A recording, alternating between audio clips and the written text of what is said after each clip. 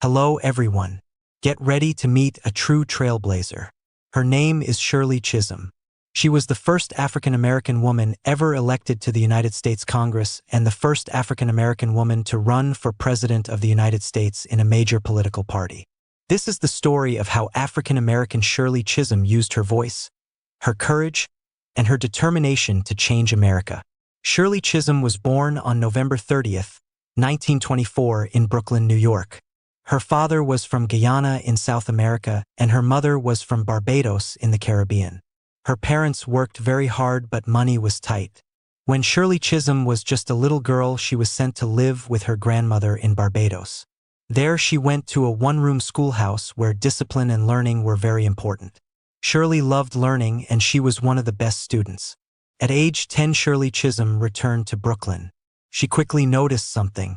Life for Black families in America was very different and often unfair.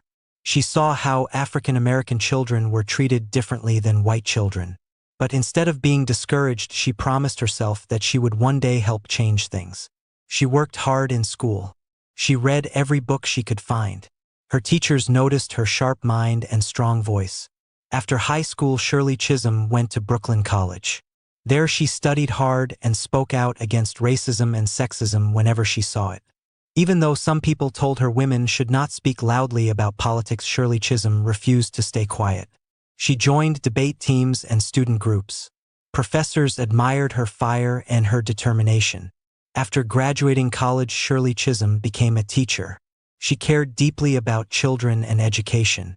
She worked in daycare centers helping working families and poor communities in Brooklyn. She realized something very important. The laws and rules that made life unfair for her community were being made by people in government. She thought if the government was not helping her people, someone like her needed to step up. In 1964, African American Shirley Chisholm ran for the New York State Assembly. Some people told her she would never win because she was a woman and because she was African American. But she proved them wrong. She won. In the assembly, she fought for children's rights, better schools, and help for the poor. People started calling her a fighter. In 1968, something amazing happened. Shirley Chisholm ran for the United States Congress. No African American woman had ever done that before. Her campaign slogan was "Unbought and Unbossed." That meant nobody could tell her what to do or who to fight for. People told her it was impossible. But with the support of her community and her unstoppable energy, Shirley Chisholm won. She became the first African American woman in U.S. Congress.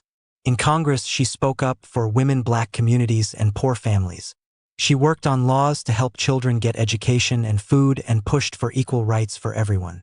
In 1972, Shirley Chisholm did something even more historic. She announced that she was running for President of the United States. No African American woman had ever done that before in a major political party. She faced a lot of challenges. Some people did not take her seriously. Some tried to stop her. But she kept going. She told the world, "I am not the candidate of Black America, although I am Black. I am not the candidate of the women's movement, although I am a woman. I am the candidate of the people." She did not win, but she inspired millions of women and African Americans to believe they could do anything. After her presidential run, Shirley Chisholm went back to Congress. She continued to fight for fairness for everyone. She worked to make sure children had food through school meal programs and fought for minimum wage increases. She served in Congress for 7 terms until 1982. Her voice was always strong, fearless, and full of truth. After retiring from Congress, Shirley Chisholm became a teacher again. She taught at Mount Holyoke College and traveled around the country giving speeches. She told young people especially, if they don't give you a seat at the table, bring a folding chair. She reminded everyone that their voices matter. Shirley Chisholm passed away in 2005, but her story continues to inspire. Today, there are more Black women in Congress and even a Black president and vice president, partly because Shirley Chisholm showed them the way. She proved that no matter how big the obstacles are, you can change the world if you are brave enough to try. If you like this video and would like to see more content like this, please give it a thumbs up, subscribe to our channel, and share with others.